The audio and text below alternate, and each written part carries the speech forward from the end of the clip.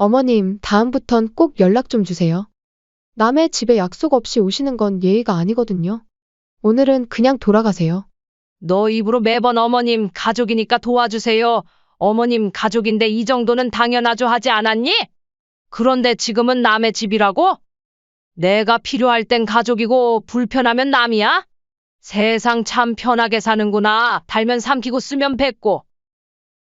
저희는 그런 뜻이 아니었어요. 어머님이 오해하시는 거예요. 솔직히 어머님도 북적북적하니 좋으셨으면서 이제 와서 왜 그러세요? 그리고 아무리 그래도 어머님도 미리 연락 정도는 하는 게 순서가 맞죠. 미리 연락? 너는 지금까지 내 집에 올 때 단 한 번이라도 미리 연락한 것처럼 말하는구나. 매번 불쑥불쑥 찾아와서 손주 봐달라며 애 던져놓고 나갔으면서 너는 나를 가족으로 생각한 게 아니라 애 맡기는 어린이집 정도로 생각했구나. 아니, 제 말은 아무리 제가 며느리여도 가족이 될 수는 없는 거잖아요. 요즘은 며느리도 백년 손님이에요. 손주는 할머니니까 당연히 봐주셔야 하는 거고요. 어머님이 이렇게 찾아오시는 거랑은 다르죠. 너 말이 맞아. 우리는 남이야. 남이니까 너의 소원대로 이제 어머님 안 할게. 네? 그리고 너희도 날 그렇게 부르지 말거라. 남인데 왜 어머님이라고 불러? 깔끔하게 남처럼 지내자고. 이번 사연의 주인공은 66세 정혜심 씨입니다. 경남 진주시 평거동 조그마한 빌라 2층에서 혜심 씨는 조용한 일상을 보내고 있었습니다. 남편과 사별한 지 벌써 8년이 훌쩍 넘었죠. 40년 가까이 남편과 자식들 뒷바라지하고 키우느라 정신없이 살았던 혜심 씨에게 이 고요한 시간은 생전 처음 맛보는 평온이었습니다. 아침에 일어나 창문을 열고 마당에 심은 들깨 잎사귀에 물을 주고 오후에는 동네 친구들과 평상에 앉아 이런저런 이야기를 나누는 것, 그게 평온한 일상의 전부였죠. 이제야 좀 살 것 같네. 혜심 씨는 그렇게 중얼거리며 하루하루를 보냈습니다. 하지만 그 평온은 오래가지 못했습니다.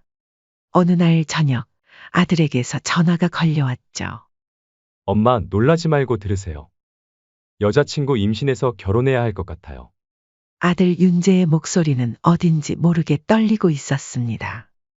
혜심 씨는 순간 말문이 막혔습니다. 34살이 된 아들이 아직 변변한 직장도 없이 이런 소식을 전해오다니요. 임신이라고? 몇 달 됐는데? 4개월 정도. 엄마, 죄송해요. 계획에 없던 일이었어. 전화기 너머로 들려오는 아들의 한숨 소리가 혜심 씨의 가슴을 무겁게 눌렀습니다. 며칠 후 아들이 여자친구를 데리고 왔습니다. 서민경이라는 32살 여자였는데 첫인상은 나쁘지 않았습니다. 어머님, 안녕하세요. 이렇게 찾아뵙게 되어서 죄송합니다. 며느리가 될 민경이의 말투는 정중했고 고개를 깊이 숙이며 인사하는 모습도 예의 바른 것 같았죠. 괜찮다, 괜찮아. 앉아봐. 너도 많이 놀랬겠구나. 그래 둘이서 서로 좋아하기만 한다면 어떻게든 잘 이겨낼 수 있을 거다. 그리고 윤재야, 너도 이제 곧 가장이 되는 거니까 방황은 그만하고 책임감을 가져야지. 혜심 씨는 얼른 방석을 내오며 민경이를 살펴봤습니다. 배가 조금 나온 것이 확실히 임신한 게 맞는 것 같았고 얼굴도 수척해 보였습니다. 입덧이 심해서 많이 힘들었어요.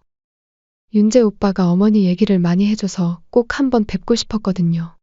민경이는 수줍게 웃으며 말했습니다. 그 모습을 보니 혜심 씨의 마음이 좀 누그러졌습니다. 아들이 철없이 굴긴 했지만 며느리도 갑작스레 생긴 아이를 키울 생각하면 얼마나 막막하겠어요. 그래도 아이가 생겼으니까 축하할 일이지. 몸조리 잘해야 해. 네, 감사합니다. 정말로. 민경이의 눈가에 살짝 눈물이 맺혔습니다. 혜심 씨는 그 순간 마음을 먹었습니다. 내 아들이 철이 없으니까 잘 챙겨줘야겠다. 그게 혜심 씨가 며느리에게 품은 첫 마음이었습니다. 결혼식은 간소하게 치렀습니다. 혜심 씨는 자신이 모아둔 적금을 털어 예식장 비용을 댔고 신혼집도 전세로 얻어졌죠. 엄마, 죄송해요. 나중에 꼭 갚을게요. 됐다, 됐어. 내가 잘 살면 그게 효도야. 아들 부부는 해심시내에서 걸어서 10분 거리에 있는 연립주택으로 이사했습니다.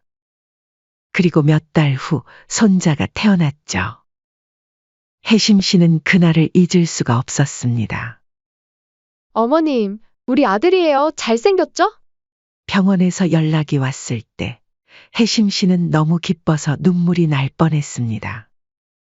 첫 손주였으니까요. 그래, 우리 민수가 태어났구나. 혜심 씨는 곧바로 미역국을 끓이고 간병 준비를 했습니다. 하지만 며느리는 산후조리원에 가겠다고 했죠. 어머님, 요즘엔 다들 산후조리원에서 하더라고요. 제가 워낙 몸이 약해서. 혜심 씨는 이해했습니다. 하지만 산후조리원 비용도 결국 혜심 씨가 부담하게 되었죠. 민경이가 산후조리원에서 나온 후에도 한동안은 조용했습니다. 가끔 손주 사진을 카톡으로 보내주면서 안부를 묻는 정도였죠. 하지만 민수가 생후 3개월이 되던 어느 날이었습니다. 혜심 씨가 저녁 준비를 하고 있는데 초인종이 울렸어요. 어머님, 저예요. 문을 열어보니 며느리가 민수를 안고 서 있었습니다.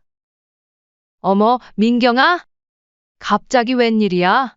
어머님, 죄송한데 아이 맡길 데가 없어서요. 잠깐만 봐주실 수 있어요? 민경이의 표정은 급해 보였습니다. 그래, 그럼. 들어와, 들어와. 혜심 씨는 얼른 며느리를 맞아들였습니다. 급한 일이 생겨서요. 정말 잠깐만 부탁드릴게요. 뭔 소리야? 손주 보는 게 뭐 어려운 일이라고. 마음 놓고 다녀와. 혜심 씨는 손주를 안아드렸습니다. 처음 제대로 안아보는 민수는 생각보다 무거웠지만 그 온기가 가슴 깊숙이 전해져 왔죠. 어머님, 정말 감사해요. 2시간만 있다가 데리러 올게요. 며느리는 황급히 나갔고 혜심 씨는 손주와 둘만 남게 되었습니다. 하지만 그 2시간은 4시간이 되었고 저녁 시간이 되어서야 며느리가 돌아왔습니다. 어머님, 정말 죄송해요. 일이 좀 길어져서. 괜찮다. 민수랑 재미있게 놀았어. 혜심 씨는 웃으며 말했지만 사실 혼자 아이를 돌보는 건 생각보다 힘들었습니다. 하지만 혜심 씨는 며느리를 이해하려고 했습니다. 며느리도 힘들겠지. 가끔 이런 부탁쯤이야. 그게 시작이었습니다. 그 이후로 며느리는 일주일에 한두 번씩 손주를 맡기러 왔습니다. 어머님, 오늘도 부탁드려도 될까요? 그래, 그래. 데려와. 혜심 씨는 매번 웃으며 받아들였습니다. 서로 이해하고 배려하면서 가족이 되어가는 거라고 생각했거든요.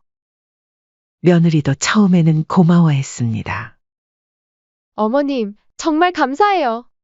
덕분에 숨 좀 쉴 수 있어요. 뭔 소리야? 가족인데 당연한 거지. 하지만 시간이 지나면서 뭔가 조금씩 달라지기 시작했습니다. 며느리가 찾아오는 횟수가 점점 늘어났고 머무는 시간도 길어졌죠. 그리고 잠깐만이라던 시간은 어느새 반나절이 되는 일이 많아졌습니다. 그래도 혜심 씨는 참았습니다. 며느리가 젊은 엄마로서 힘들어하는 게 눈에 보였으니까요. 하지만 그때는 몰랐습니다. 이 작은 배려가 나중에 어떤 결과를 가져올지를. 민수가 생후 6개월이 되어갈 무렵 며느리의 방문 횟수는 더욱 늘어났습니다. 처음에는 일주일에 한두 번이던 것이 이제는 거의 격일로 찾아왔죠. 그것도 시간이 더 길어졌습니다. 어머님, 오늘도 부탁드려요. 며느리는 이제 미안해하는 기색도 별로 없어 보였습니다. 그저 당연하다는 듯이 불쑥불쑥 찾아와 아이를 맡기고 가버렸죠. 그런데 어느 날 며느리가 평소와 다른 부탁을 해왔습니다. 어머님, 오늘은 도저히 밥할 힘이 없어요. 밥 좀 먹고 갈게요. 저 불고기랑 저번에 해주셨던 된장찌개 해주시면 안 돼요? 혜심 씨는 당황했습니다. 손주를 봐주는 것과 식사까지 해주는 건 차원이 다른 일이었거든요. 하지만 며느리의 얼굴을 보니 정말 지쳐 보였습니다. 뭐 별거 없지만 들어오거라. 혜심 씨는 급히 장을 보러 나갔습니다.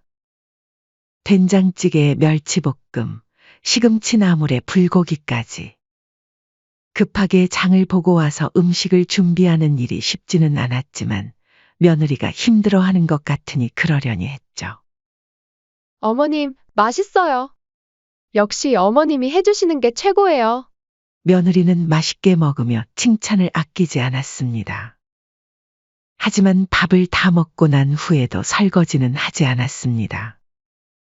어머님, 민수가 자니까 저도 좀 쉬어도 될까요?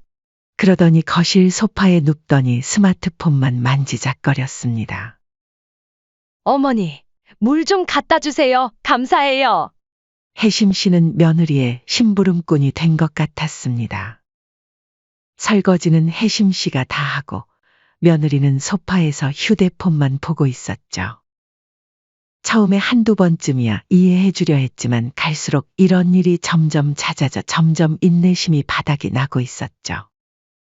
일주일에 두세 번씩 며느리가 아이를 데리고 와서 밥을 해달라고 했고 혜심 씨는 그때마다 장을 보고 요리를 해주었습니다.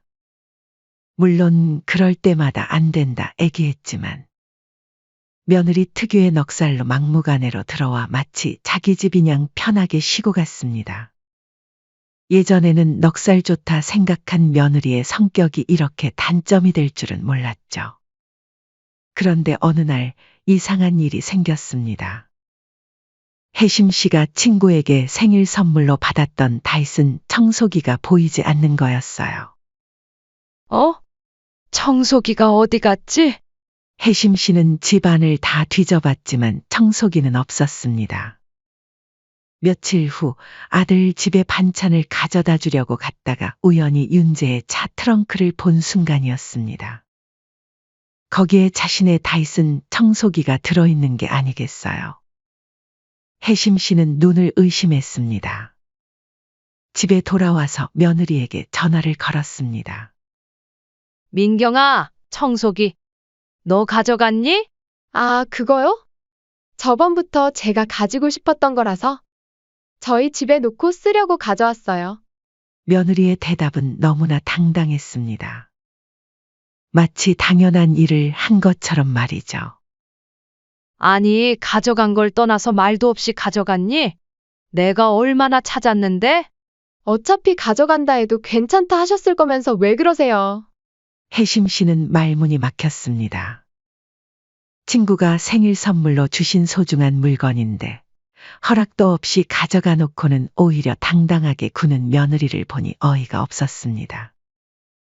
심지어는 갑자기 사라져 치매인가 하고 걱정까지 했었죠. 그렇게 며느리의 행동은 점점 더 도를 넘기 시작했습니다. 이제는 예고도 없이 아무 때나 찾아왔습니다.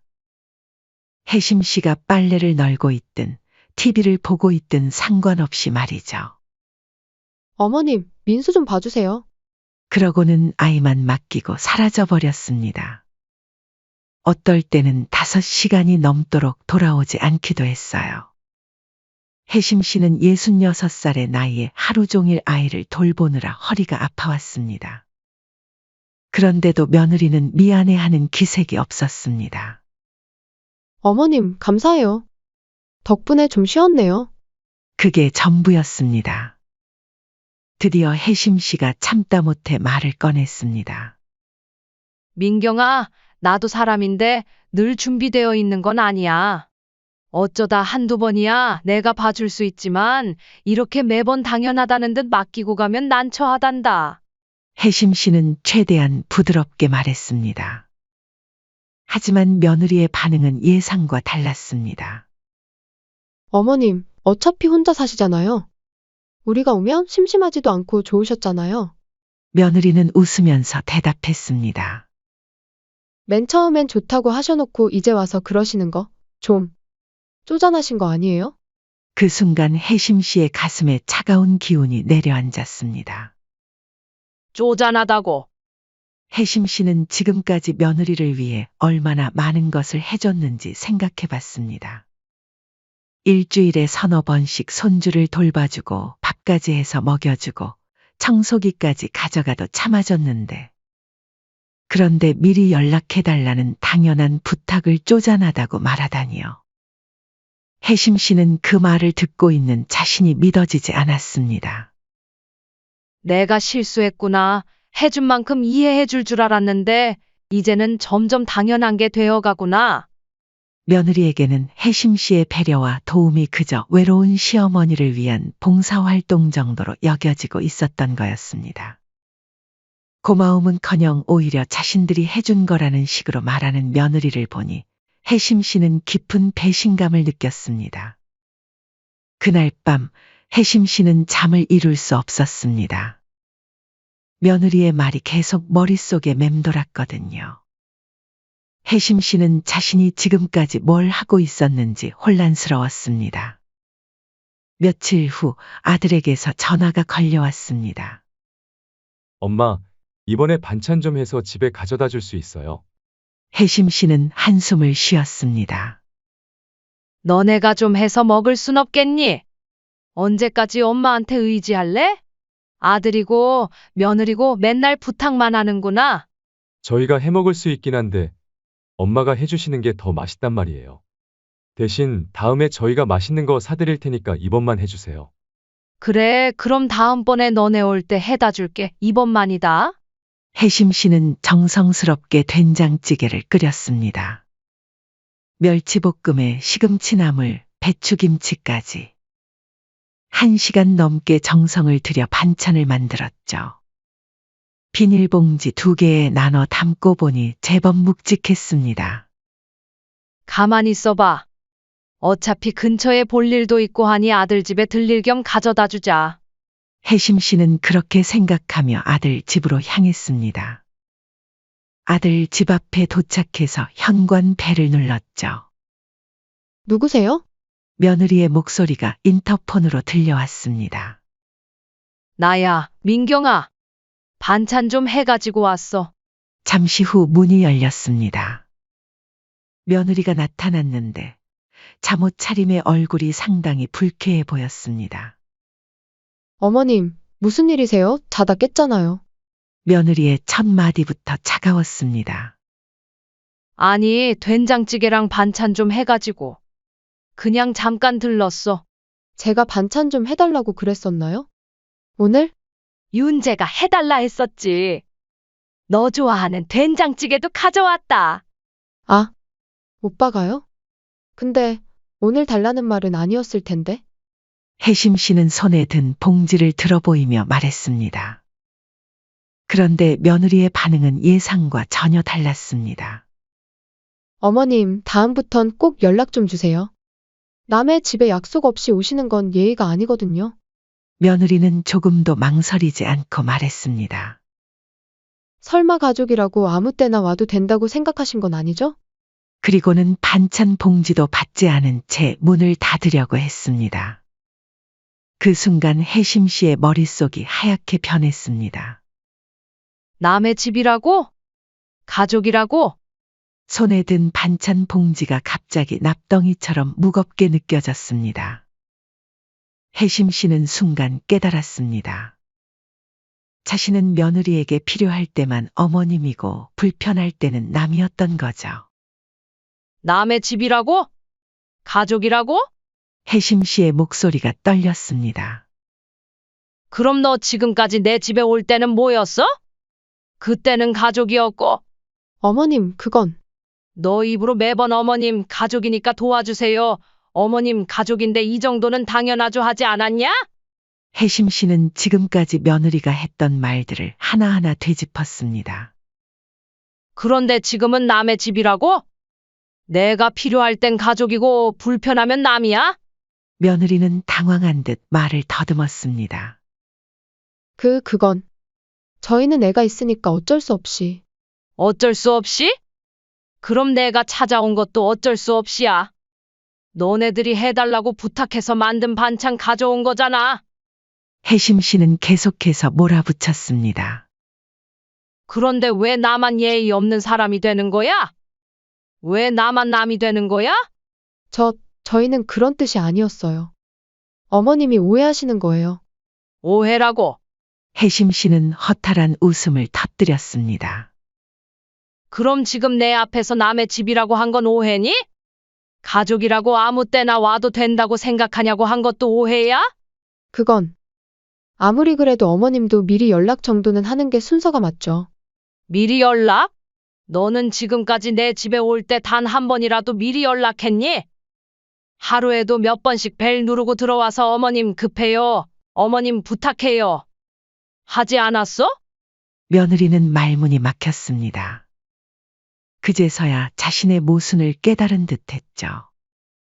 그건 급한 일이 있을 때라서 그렇죠. 지금이랑 상황이 다르잖아요. 급한 일? 혜심 씨는 이제 완전히 폭발했습니다. 매일같이 급한 일이 있었다는 거야? 너는 필요할 때만 나를 가족으로 부르고 불편하면 남으로 취급하는구나. 나 도저히 못 참겠다. 못 참겠으면 어쩌시게요? 어머님, 저희는 항상 감사하게 생각했어요. 하지만 그렇다고 해서 예의를 지키지 않아도 되는 건 아니잖아요. 예의? 혜심 씨는 기가 막혔습니다. 그럼 지금까지 너는 나한테 예의를 지켰다는 거니? 예고도 없이 와서 하루 종일 애 맡기고 밥 해달라 하고 설거지도 안 하고. 사람이 염치가 있어야지. 그건 어머님이 싫다고 안 하셨잖아요. 싫다고 못했을 뿐이야. 가족이니까 참았던 거라고. 혜심 씨의 목소리가 점점 커졌습니다. 그런데 너는 나를 가족으로 생각한 게 아니라 애 맡기는 어린이집 정도로 생각했구나. 그 순간 혜심 씨는 모든 것이 명확해졌습니다. 며느리에게 자신은 그냥 편리한 도구였던 거죠. 필요할 때는 가족이라는 이름으로 이용하고 불편할 때는 남이라며 밀어내는. 혜심 씨는 숨을 크게 들이쉬었습니다. 그리고 아주 차갑고 단단한 목소리로 말했습니다. 그래, 알겠다. 남이면 남이지. 네? 너 말이 맞아. 우리는 남이야. 남이니까 너의 소원대로 이제 어머님 안 할게. 혜심 씨는 며느리를 똑바로 바라보며 말했습니다. 그리고 너희도 날 그렇게 부르지 말거라. 남인데 왜 어머님이라고 불러? 네?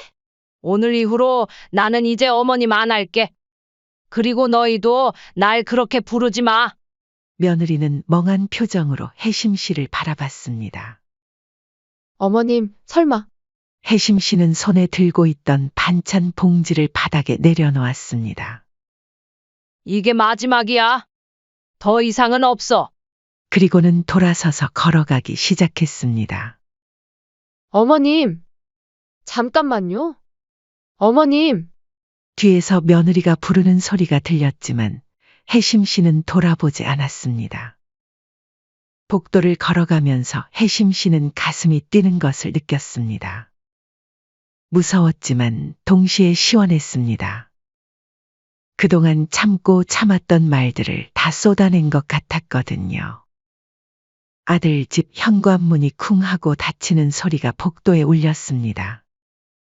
그 소리가 혜심 씨의 마음속에서도 한 번 더 울렸습니다. 이제 정말 끝이었습니다. 하지만 며칠 후 그날의 일은 잊은 건지 벨이 울렸습니다. 혜심 씨는 인터폰으로 받습니다. 며느리가 손자 민수를 유모차에 태우고 뻔뻔하게 서 있었죠. 어머님, 애 좀만 봐주세요. 저 급하게 나갈 데가 있어서요. 익숙한 목소리, 익숙한 부탁이었습니다. 하지만 이번에는 달랐습니다. 혜심 씨는 인터폰을 누르지도 않았습니다. 그냥 조용히 앉아서 차를 우렸죠. 어머님, 계시죠? 어머님, 벨이 계속 울렸지만 혜심 씨는 움직이지 않았습니다. 10분, 20분이 지나자 며느리의 목소리가 점점 초조해졌습니다. 어머님, 정말 급해요. 제발 문 좀 열어주세요. 누구신데 애를 맡기겠다는 거예요? 저번 일 아직도 꿍에 있으신 거예요? 그때는 제가 잘못했어요, 어머니. 이번에는 좀 급한 약속이 있어서 부탁드려요. 미안한데 미리 약속 잡지 않고 왔으니 그만 돌아가 주세요, 며느님. 그렇게 며느리는 30분 넘게 문 앞에서 서성이다가 결국 포기하고 돌아갔습니다. 그 모습을 지켜보던 혜심 씨는 처음으로 후련한 마음을 느꼈습니다. 이제야 좀 속이 시원하네. 그 다음 날 아들에게서 전화가 걸려왔습니다. 엄마, 어제 민경이가 갔는데 왜 문을 안 열어줬어요?